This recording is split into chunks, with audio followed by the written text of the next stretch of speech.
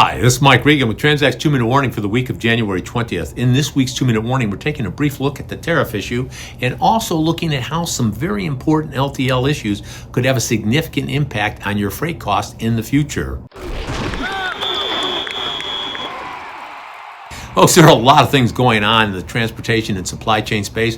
That's why we always have more than enough material for these 2-minute warnings. Over the next couple of months, there's going to be a lot of conferences that Transect will be attending. I'll be speaking at places like the Stifel Conference, where we'll be leading a panel of shippers and talking at TPM about the cost of doing nothing, how that is such a big issue. But right now, one of the things we need to respond to are those of you who have asked, how will these Trump tariffs affect our supply chain and freight issues? The answer to that question is, right now, folks, we don't know. We don't know the size or magnitude of these tariffs and how they will be applied. But we'll stay on top of it so that when things do happen, you can count on Transect to deliver the news to you. The second thing, though, that we need to do is also respond to those of you that have written or sent us emails, calls about the LTL webcast that we did a couple weeks ago. It was a grand slam, had almost 1,000 people sign up and tons of people downloading the video. If you haven't listened to it yet, you need to do so right now, because the changes that they're making in the National Motor Freight Classification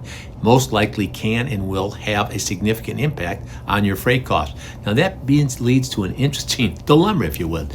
There's two things that you can basically do. You can sit back and do nothing and watch your freight costs go up, along with the GRIs and the proposed changes in the classification system. It wouldn't be a surprise, according to a lot of experts, to see your LTL costs go up by 10 to 15% in the next year. Or the second option is you can listen to what was shared with shippers on the webcast there, do something about it, think strategically, and actually figure out how to reduce your LTL freight costs. Now, you have an option. Do you want to see those freight costs go up by 10 or 15%, or potentially see them go down by as much as 5 to 10%? That's a 20 to 25% delta. Now, I know for some of you really wealthy, profitable companies, 20% don't make a big difference, but for those of us on the other side where pennies matter and dollars count, we want to do everything we can to get those 20 to 25% to your bottom line.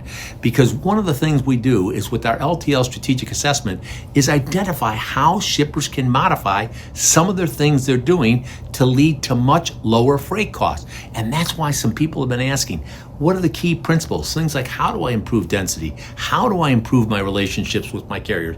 And what are some of the other strategic things I can do from a dock management perspective to a tendering? A whole bunch of issues. But let's make it real simple. If you're interested in learning more how you can significantly reduce your costs instead of just accepting those increases, send me an email, give me a call, because here at Transect, we want to remind you, we are on your team. We're here to help. We're passionate about seeing you be successful. Thanks for your time.